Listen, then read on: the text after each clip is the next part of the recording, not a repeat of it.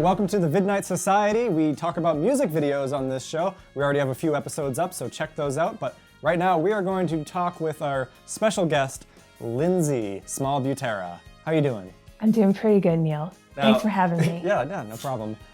We're having Lindsay on because you're a friend of me, but also because you are a really great animator. You've done stuff like Batman Piderman, which is a web series, and also TV stuff for Adventure Time. Clarence, you have an Emmy It's award. true, I do have one of those. It's pretty good. What is the music video we're going to be talking about today? So we're going to be talking about Clint Eastwood by the Gorillaz, which was their first single and their first music video they ever had. I remember seeing it on VH1, let's say, back in the That day. sounds about correct, yes. And I still remember that, like, oh, this is really cool. I really like this animation style. It's very different for the time. There wasn't a lot of that kind of clean, super detailed animation coming out. So it felt new. It did, but it also reminded me a little bit of the Cartoon Network house style, but grown up a little bit. Absolutely, Yeah, like the definitely. thick lines and stuff. It had a Hanna-Barbera sort of esque to it because they were like very comedically designed. There's a lot of exaggeration, so it kind of falls under that jabberjaw sort of umbrella. Gorillaz, to explain it to people who are just like missed that boat. Have you been in a cave for literally 25 years? They're a fictional band. They're kind of like the Archies.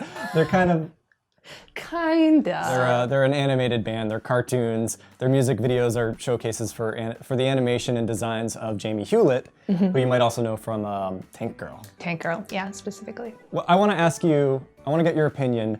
Is this well animated? Yes, the parts that I think when people watch it and they think, oh, maybe it's not super well animated, it's just because of the lack of follow through on animation. There's a lot of cycles and things like that, and whereas the animation in the cycles is extremely high tier, very, very well done. I believe by a studio in London. There's just not a lot of it because I think since this was their first thing kind of coming out, they didn't really have the clout that they have now. And animation is super money intensive, super time intensive. So they were basically whatever budget they had, they spread it to get as much as they could. So there's like lots of little nuggets of animation that are super great and like a little jarring and now, oh wow, that's so good. But then they redo a lot of reuse. There's a lot of things that just stop short moving and then are After Effects kind of across the screen. I noticed they do what was probably like, oh, this is a cool effect that will save us a little bit of animation. But they rock the time back and forth. They like kind of reverse the motion and then go forward a little bit. And there's a lot of CGI elements in the background. Yeah, that was prevalent in a lot of their early music videos actually, is like the rudimentary CGI. Which can feel really cheap at times, but it works for this, right? I think so because like they're kind of, it takes place in a white void, which is interesting because it kind of props the characters anyway. And I think that's another reason people kind of write off this kind of stuff is it's because it's not so grandiose as a big animated film. But because it's in this white void, you can kind of play with a mixed media approach, I feel, a little bit more effectively. So when you do see these CGI like gravestones which pop up partway through the movie, you know, they don't look out of place, and in fact, it's like a very exciting. They look like they're from Mist. It's like that level of CGI, you know, and bump mapping. But it doesn't look out of place. So I think that's a pretty cool part of it. So let's start from the beginning. It starts off much like Thriller. There's like the big red Gorillaz font, and then there is a quote underneath, which I think is from Dawn of the Dead. Dawn of the Dead, yeah. Every dead body that is not exterminated gets up and kills. The people it kills get up and kill. Wow, so true. Yeah. There is a thriller element. There is a Halloween feel to this video. It's super referential. There's a bunch of stuff. Like from 2D is even wearing a shirt that says T-Virus on it, which is, I believe it's a reference to Resident Evil, the video game. And once it gets to all the gravestones and like thunder and like the thriller monkeys. Yeah, that's the most direct reference is this choreography in this cartoon. But it starts off in the white void, and then things kind of take a turn when Russell, the drummer, his hat starts floating, I guess. But it kind of becomes Del, the Homo sapien, becomes the lead vocalist on the track. He's got a great design, right? Oh, it's fantastic. It's the best part of the video. In my opinion anyway. And he comes back in some of the other videos too, so it's like it becomes a sort of like iconic. I watched the other one from this album, and they also do the same thing where the band looks like confused that he's showed up again. And they're in a white space. How do they get to the graveyard? It sort of pops up around them. Like you see farther away, there's a crack in the ground, and then the ape hand comes up because Jamie Hewlett can't get through an art piece without making an ape reference. The crack I thought looked cool. That's a digital effect, right? It was definitely CG. It looked really cool, actually. There's a lot of fun use of like bright red in this, which I assume is sort of hearkening to the Dawn of the Dead sort of aesthetic. Yeah, it's the horror color. Yeah, absolutely. But there's some cool places where it shows up unexpectedly, like in the way that some stuff is lit, and then later on, like the ape bottoms, their butts. So that makes them. Can I say butts baboons? on your show? You can say butts. The asses. The asses. They just kind of come up from the ground like zombies. Yeah, and then they do a thriller dance. They do. There's great animation of the ape coming forward, and like they use it a few times, so you can see it a few times. And I actually don't mind it. You know, in animation, there's sometimes you just want to see something more times because it was so cool. Yeah, I think the aesthetic of them being almost like paper cutouts on a 3D background kind of lets you get away with a little bit more of that. I agree. And then it makes it more special too when they do move really consistently and beautifully. Like there's a sequence with specifically with Noodle running, and then she does like a back kick of one of the apes in the face. And they do a lot of repeat and going back and forth with that and playing with time there too. But just even seeing a full run cycle after, you know, they're very still, and like with 2D, it's just like a lip flap cycle for the singing, and like, or a hand cycle on guitars. So to see a full character in motion then, and there's like really, really good understanding of weight and really fun animation there. So it's like the people who worked on it have like huge chops, and you know they just kind of had to be a little sparing with they had those huge chops, but this much money probably. Have you watched Feel Good Inc. recently? That's not really recently. Well, but that's a better production, right? Like absolutely. That's second. Is that the second album or even the third one? That's from Demon Days. Yeah. Yeah.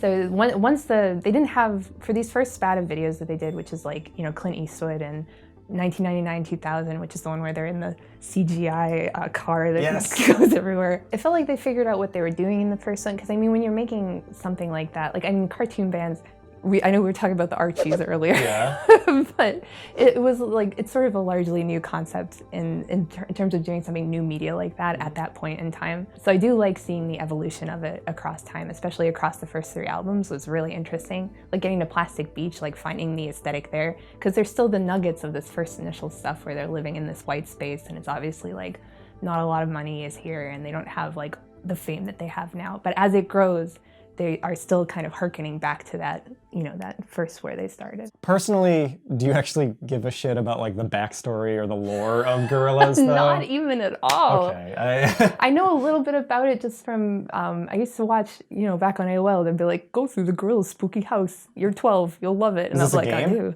Yeah, it was like a stupid AOL like ARG weird thing. I need to find footage of this game. I bet you can, easy.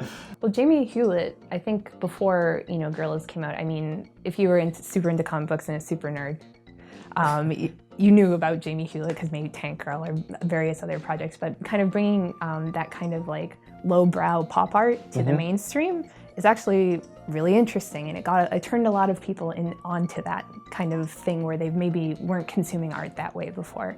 So even though it's cartoons, it kind of opens up a wider lens towards pop art, which I think is a really important aesthetic to the band. So it makes it very interesting in my mind. The aesthetic of Gorillaz really perfectly matches the music, right? The mix of hip hop and pop music and British cynicism, blurriness. Yeah, can you imagine like what would the cartoons for what's another good band? Let's say Aerosmith. Let's not say that. What style of animation, if Aerosmith decided to become a cartoon band, what would they look like? It would be like, you know, in like Beavis and Butthead when they do the music video for Love Roller Coaster, and it's like all drawn kind of bad, but also kind of good, and you're like, I like it, question mark, a little sleazy. These wrinkly guys with like every wrinkle rendered in 4D. Some Mike Judge drawings. Yeah, I can see that. Very backlit with like hot pink. That's what I'm thinking for Aerosmith. Yeah, there are other cartoon bands that are successful, weirdly, like, but in Japan, like Hatsune Miku and stuff is so popular that even in America, there's all these Hatsune Miku stuff. But that's the only other real cartoon band type. Daft Punk for a little bit. Technically, yes. They did make their own anime. They did make their own anime, but like all the music videos from that album are just clips from that movie. Interstellar 555 is such an incredible feat of weird animated film. And like I remember seeing those and it was so exciting every time they would come on because there was always like the mystery if you didn't see all of them. It was clearly like a continuous story. Yeah. Yeah, and I like that. That's kind of the appeal of Gorillaz too, is they kind of feel like episodic. They do have an episodic element to them. There's always like some kind of cliffhanger feeling, like there's something that we're not seeing yet and that keeps you coming back. The recent incarnation of the Gorillaz, you watched it. Yeah. Not a fan? No, I sent it to Neil this morning over text because I was like, look, it looks like they look like sex robot dolls now for perverts. I didn't want to click it. Well, with that description, how could you even want to click it? Well, I'll throw up a clip and you, the audience, can judge for yourself. Have the Gorillaz been ruined? I mean, I don't have a problem with the CG versions of them. Like them being like drawn 2D or drawn 3D, that's not really the problem. Like, because for example, when they performed with Madonna, it looks fantastic. Like they did a really interesting job with that, and that was really revolutionary and fun. But this morning I was checking out some of the new stuff. I don't even remember what it was called. It was just like they were in a dance club. Noodle is a lady now, but she's very hype. She was wearing like a little cat suit with cat ears. It was a fetishistic outfit, and it's just a little strange. Leave that stuff for Murdoch. Yes. He's the sex He's one. the one with the, he hits his dick on stuff. Oh yeah, there's a good Murdoch dick shot in this. He gets grabbed by one of the Every video there's a Murdoch dick thing. Yeah, that was his thing. Anyway, Gorillaz is kind of the perfect band if you want to fall down a hole. They have enough music videos and enough like material and there's books of lore. Backstory. Are there comics? I think there were at some point, or at least there's like these big books that are full of illustrations that I'm sure there are comics in them, but it's just like all this gorgeous art from Jamie Hewlett and like concept work and talking about like, because each album has like a different story to it. So yeah, there's all this like fun media for Gorillaz. Yeah, so check out the Gorillaz if you haven't already. They're a cool band. They sound great. And we'll be back with a different music video next time on the Vidnight Society.